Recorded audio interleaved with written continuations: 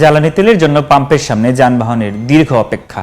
এদিকে ভারতের নুমালীগড় থেকে পাইপলাইনে পার্বতীপুর ডিপোতে আসতে শুরু করেছে ৫,০০০ মেট্রিক টন ডিজেল, আর চট্টগ্রাম বন্দরের পতেঙ্গা ডলফিন জেটিতে খালাস হচ্ছে জেট ফুয়েল।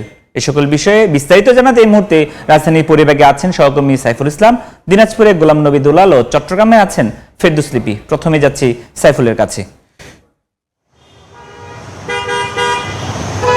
তীব্র গরম উপেক্ষা করে আমরা রাজধানীতে মানুষের কষ্টের চিত্র দেখেছি হাহাকার পরিস্থিতি। শুধুমাত্র একটি উদ্দেশ্য, একটু তেলের আশায় কিভাবে মানুষ ঘন্টার পর ঘন্টা নিজের কাজ বিসর্জন দিয়ে নিজের পরিবারের সাথে কাটানো যে সময়গুলি সেটি বিসর্জন দিয়ে আমরা দেখতে পেয়েছি যে একটু তেলের জন্য কিভাবে অপেক্ষা করছে ঘন্টার পর ঘন্টা। কেউ এসেছেন রাত থেকে, কেউ ভোর, আবার কেউ বা সকালের নাস্তা না খেয়েই কিন্তু সিরিয়াল আমরা দেখতে পেয়েছি। তবে এর মধ্য দিয়ে আমরা যদি একটু এখানকার পরিস্থিতি এখন বলি, আমরা আছি রাজধানীর আসাদ গেটের যে পাম্পটিতে, সেটিতে সকাল থেকে তেল ছিল না। কিছুক্ষণ আগেই হচ্ছে এইখানকার যে ট্যাঙ্ক ভর্তি গাড়ি এসেছে। গাড়ি আসার পরেই কিন্তু আমরা দেখতে পেয়েছি যে মানুষগুলি রাত থেকে সিরিয়ালে দাঁড়িয়েছিলেন তাদের মুখের হাসি, কারণ একটু ঘন্টার পর ঘন্টা লাইনে দাঁড়িয়ে থেকে কিন্তু তারা তেল পাবেন। তবে এখনকার চিত্র আমি যদি একটু দেখাই, যে কেউ বলছেন যে রাজধানীর বাইরে যাবে, আজকে বৃহস্পতিবার, কালকে ছুটি এবং পরশু দিনও ছুটির দিন, রাজধানীর বাইরে যাবে, তাদের তেলের প্রয়োজন, কিন্তু সেই প্রেক্ষাপটে তেল কতটুকু পাবেন সেটি একটি বিষয়। তবে এর মধ্যে দিয়ে আমরা দেখতে পেয়েছি এখানকার বেশ কিছু পাম্পে কিন্তু ফুয়েল পাস ছাড়া কিন্তু তেল দেওয়া হচ্ছে না। এর পাশাপাশি ফুয়েল পাস থাকলে মাত্র ১,০০০ টাকা তেল দেওয়া হচ্ছে, আর ফুয়েল পাস না থাকলে ৫০০ টাকা তেল দেওয়া হচ্ছে। তবে এক্ষেত্রে আমরা বলতে পারি যে দীর্ঘ সিরিয়ালের সারি কবে নাগাদ কমবে, সেই প্রশ্ন কিন্তু বরাবরের মতোই এখানকার চালকদের কিন্তু থাকছে। আমরা একটু জানবো রাজধানীর বাইরে, আমাদের আরেক সহকর্মী আছে দিনাজপুর, গোলাম নবী দুলাল, যাচ্ছি ওখানকার পরিস্থিতি তেলের সরবরাহে জানতে। আমি এই মুহূর্তে রয়েছি পার্বতীপুর রেলহেড ডিপোতে, যেখানে ভারতের নুমালীগড় থেকে আপনার ৫,০০০ মেট্রিক টন ডিজেল আজকের এই পার্বতীপুর রেলহেড ডিপোতে আসা শুরু হয়েছে। এবং গত ১৪ই এপ্রিল কিন্তু ৮,০০০ মেট্রিক টন এখানে ভারত থেকে এখানে ডিজেল এসেছে। এবং আমরা এখানকার যিনি পদ্মা মেঘনার যিনি ম্যানেজার কাজী রবিউল ইসলাম, তার কাছে যে তথ্য নিয়েছি, তিনি বলছেন যে আজ থেকে যে ডিজেলটি আসতে শুরু করেছে ভারতের থেকে, সেটি আসতে সময় লাগবে ৪০ থেকে ৫০ ঘন্টা সময় লাগবে। এবং আরেকটি বিষয় হচ্ছে যে এই এপ্রিল মাসে ৪০,০০০ মেট্রিক টন ডিজেল আসার যে চুক্তি ছিল, সেটি কিন্তু ২৫,০০০ মেট্রিক টন বরাদ্দ দিয়েছে বলে তিনি জানিয়েছেন।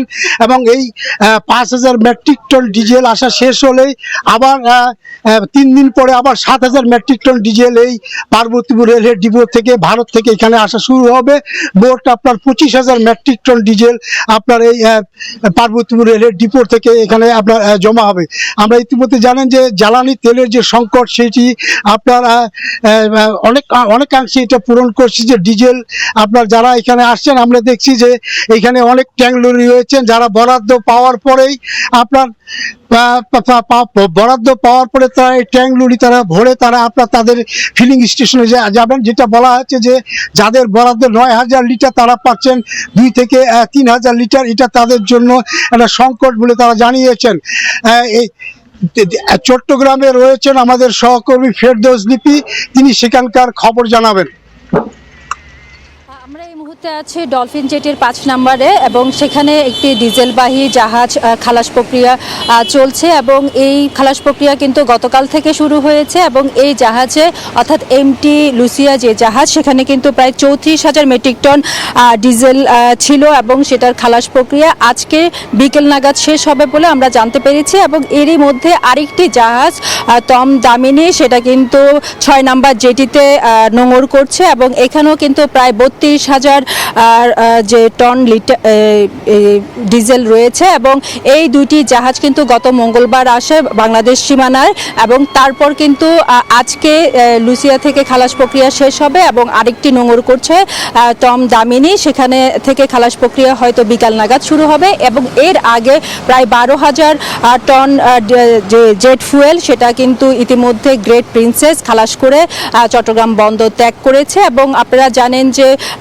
মধ্যপ্রাচ্যে যুদ্ধ শুরু হওয়ার পর জ্বালানির সংকট যেভাবে দেখা দিয়েছে দেশে, এবং সেই সংকট যেন খুব বেশি দীর্ঘায়িত না হয় সে কারণে জ্বালানি মন্ত্রণালয় এবং সরকারের পক্ষ থেকে কিন্তু বিকল্প বিশেষ করে সিঙ্গাপুর, মালয়েশিয়া থেকে এসব জ্বালানি আমদানি করা হচ্ছে, এবং দেখা যাচ্ছে যে প্রতি সপ্তাহে কিন্তু 2 থেকে 5টি জ্বালানিবাহী জাহাজ চট্টগ্রাম বন্দরে ভিড়ছে, এবং ভেড়ার সাথে সাথে এগুলো দ্রুত খালাস করে কিন্তু বিভিন্ন জায়গায় যে সংশ্লিষ্ট সংস্থাগুলো আছে সেখানে চলে যাচ্ছে। এবং এর মধ্যে আমরা জানতে পেরেছি যে এলএনজি বাহী 2টি জাহাজ বাংলাদেশ আসার কথা রয়েছে, এবং এর মধ্যে একটি আজকে আসবে এবং আরেকটি 18 তারিখ আসার কথা রয়েছে বলে এখনো পর্যন্ত আমরা জানতে পেরেছি। তবে সেই জাহাজগুলো মহেশখালী এলাকায় নোঙর করবে এবং সেখানে খালাস প্রক্রিয়া শুরু করবে। এবং আপনারা জানেন যে মধ্যপ্রাচ্যে যুদ্ধ শুরু হওয়ার পর বিশেষ করে যে জ্বালানির সংকট, সেই সংকট যতটুকু কাটানো যায় সেই